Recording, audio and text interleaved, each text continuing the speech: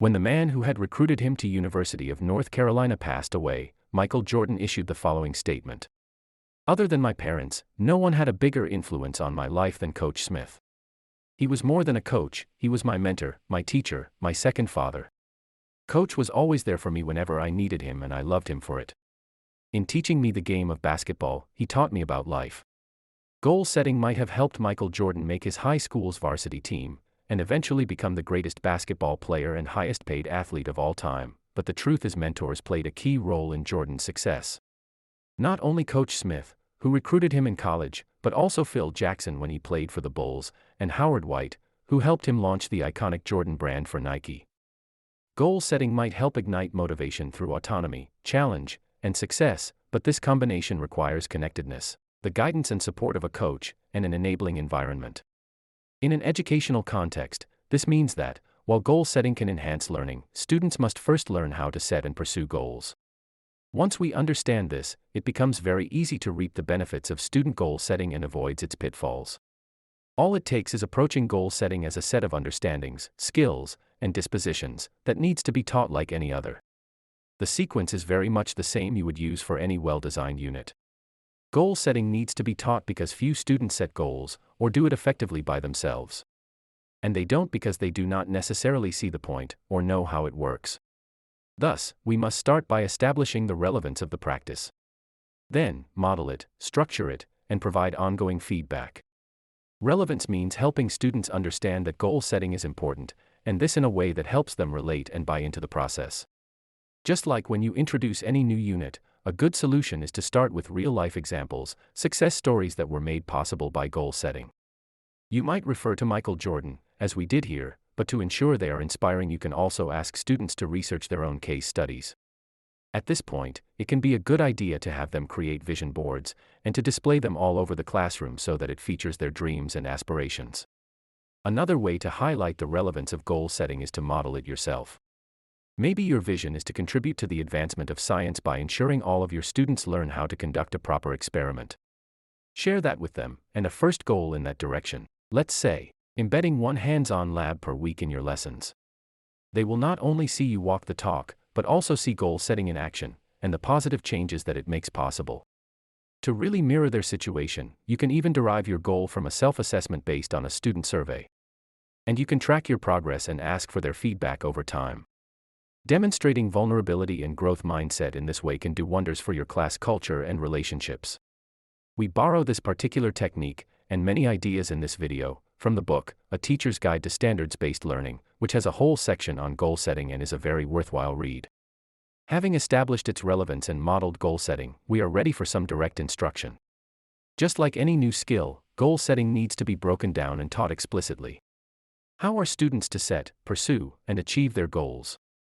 Broadly speaking, the process follows 3 stages and a cycle that is very similar to the ones used in design thinking: the scientific method, industrial quality control, service learning, or coaching, selecting a goal, creating an action plan, implementing and adapting the plan, and starting again, selecting a new goal. In line with Vygotsky's theory, to develop new skills, students need not only the help of a mentor, but also scaffolds, tools, and techniques. To help them select their goal, your school might be using the SMART framework. As we explained in the previous video, this is not ideal, but there are ways to make it work by sticking to the acronym, all while avoiding its pitfalls in your explanations. We will also give you alternative models in a follow-up video, such as WISE and WHOOP. Assuming you have to use SMART, we strongly suggest you start with the R, which stands for relevant. The goal students select should be relevant both to what they are supposed to learn in class and to themselves. If they are struggling to do so, it might be an indication that your learning outcomes are not entirely clear, at least to them. We will have future videos on effective unit and lesson planning.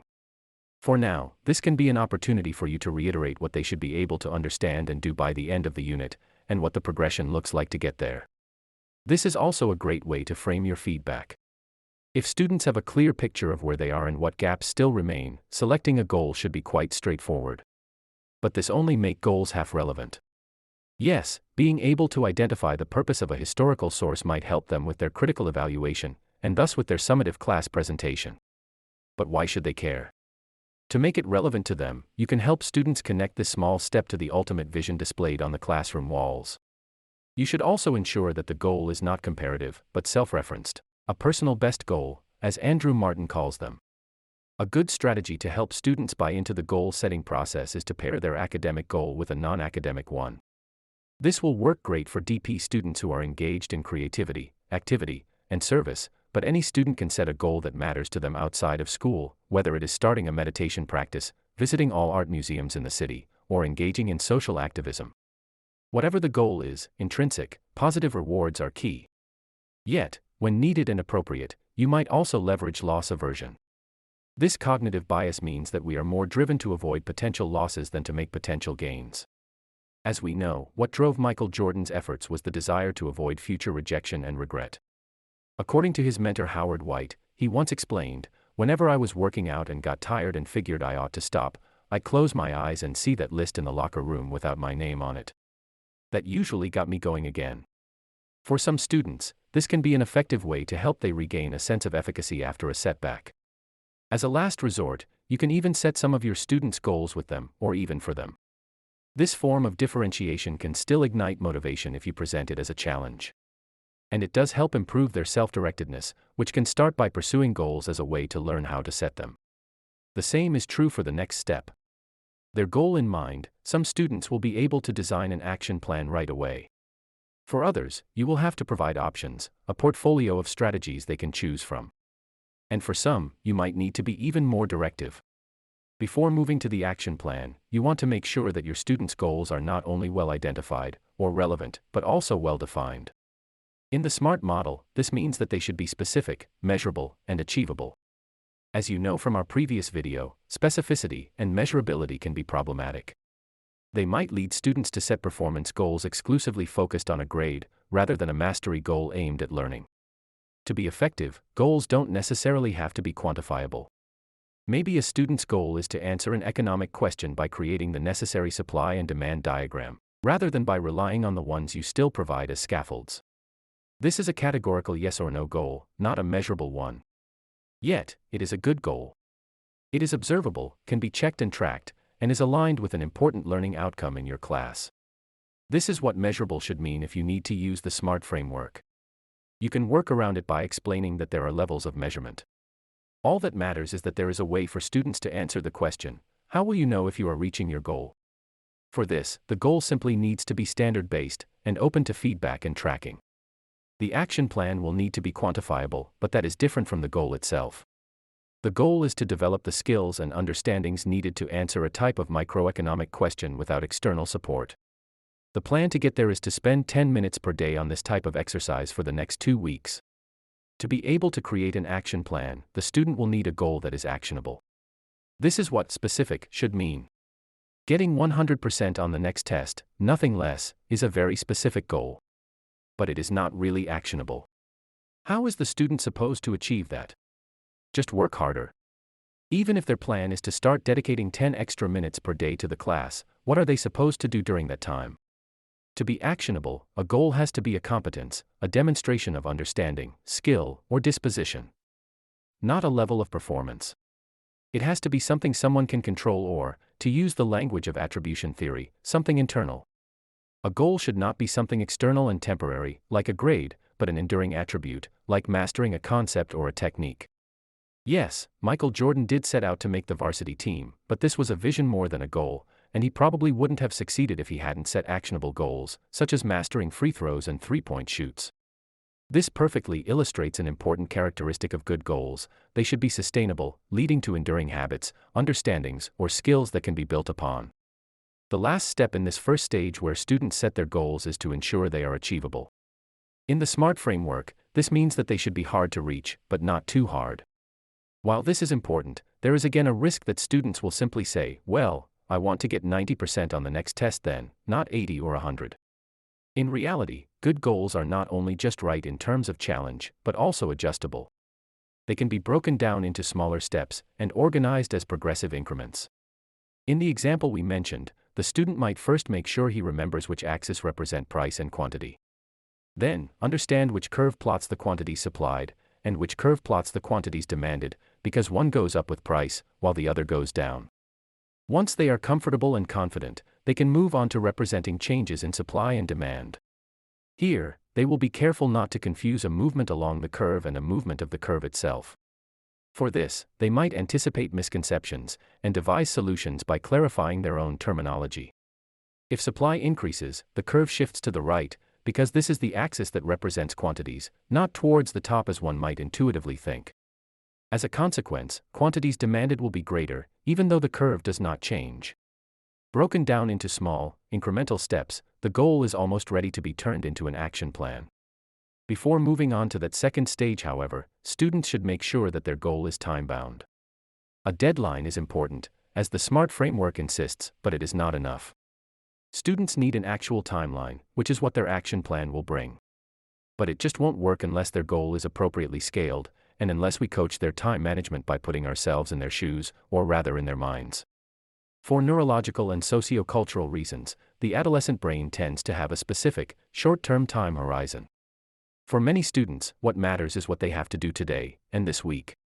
Through mental accounting, they tend to disregard tomorrow, and even more so next week.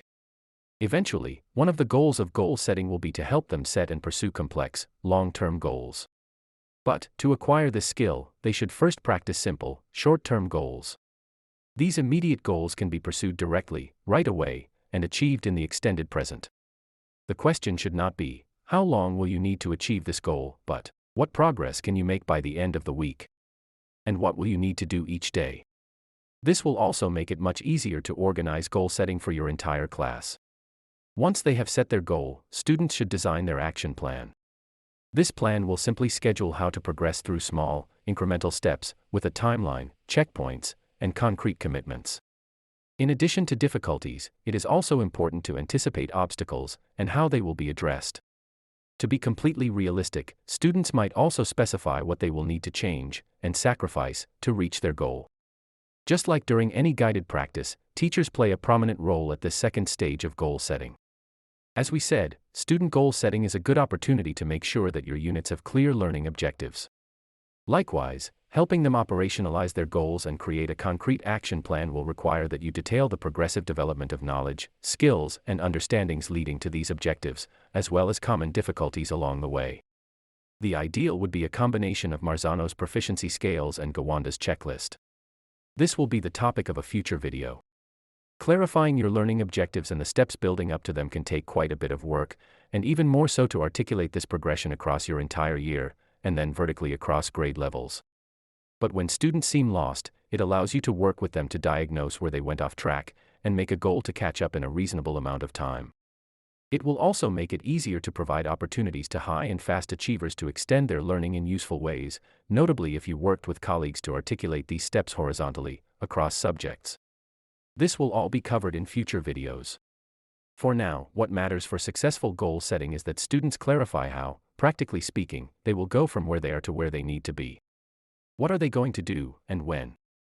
Your role here as a teacher is to ensure they ask themselves these questions and answer them effectively. As we mentioned, there is a whole spectrum of guidance and supervision you can provide on an individual basis.